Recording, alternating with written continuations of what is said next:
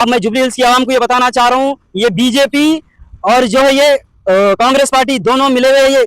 लेकिन राजा सिंह जो बोला है हमारे आप सल्लल्लाहु अलैहि वसल्लम को शान में गुस्ताखी किया है, हमारे उसके अल्फाज से तकलीफ हुई।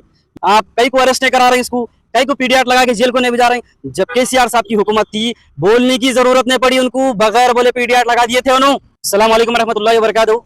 मैं शेख सिद्दीक बीआरएस लीडर आज एक अहम मुद्दे पे बात करने के लिए आया हूँ आपके दरमियान में, जो कि रेवंत रेड्डी साहब कल बड़े इससे बोले हैं कि मेरे इसको हिंदू जितना प्यारा है मुसलमान भी उतना प्यारा है, दोनों को जो है मैं एक आंख से देखता हूँ, एक आंख से देखता हूँ। और मुसलमान की जो है मेरे लिए मेरे पास बहुत अहमियत है, बल्कि बताए ना अपने आप को। ठीक है भाई, हम मानते, मगर ये बात को हम कब मानते? आप बोल रहे हैं कि हमारी सरकार है, ये मुसलमानों की सरकार है, मुसलमानों को लेकर चलने वाली सरकार है, बोल रहे हैं साहब आप। लेकिन राजा सिंह जो बोला है हमारे आप सल्लल्लाहु अलैहि वसल्लम को शान में गुस्ताखी किया है, हमारे उसके अल्फाज से तकलीफ हुई।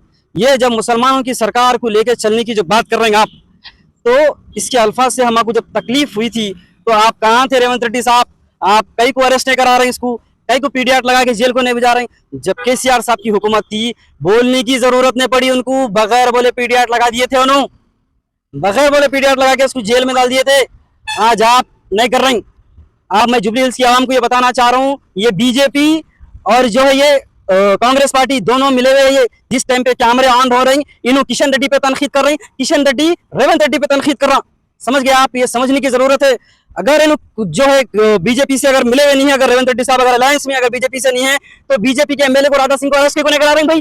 क्या जरूरत है आपको? एक मामूली सा एमएलए है जी गोशा महल का, आप उसको जो अरेस्ट नहीं करा रहे हैं, जबकि उन्हें मुसलमान कम्युनिटी को जो है ठेस पहुंचाया, बहुत तकलीफदायी बात करा, तो जो आप उसको जो है अरेस्ट नहीं करा के जेल को नहीं भिजा रहे हैं आप, तो ऐसी क़यादत का फायदा क्या है बोलो आप जो है आप पब्लिक को गुमराह करने की जरूरत नहीं है। आप सख्त सीधे अल्फाज में बोल दीजिए कि मैं जो है कांग्रेस बीजेपी से अलायंस में हूँ, कांग्रेस पार्टी जो है बीजेपी से 100% अलायंस में है। आप जो है इससे समझ सकते हैं कि अगर राजा सिंह जो है कांग्रेस की हुकूमत में जो है जेल को नहीं जा रहा, अगर इतनी बड़ी बात बोलने के बाद बोले, तो कहीं ना कहीं इसके पीछे जो है रेवंत रेड्डी साहब का बरोबर हाथ है इसके पीछे। और आप ये समझ सकते हैं, आप उनका जो माइंड है वो सेक्युलर नहीं है, उन्होंने अपने आप को पेश कर रहे हैं आपके सामने के सेक्युलर हूं, बल्कि टोपी पहन के आ जा रहे हैं।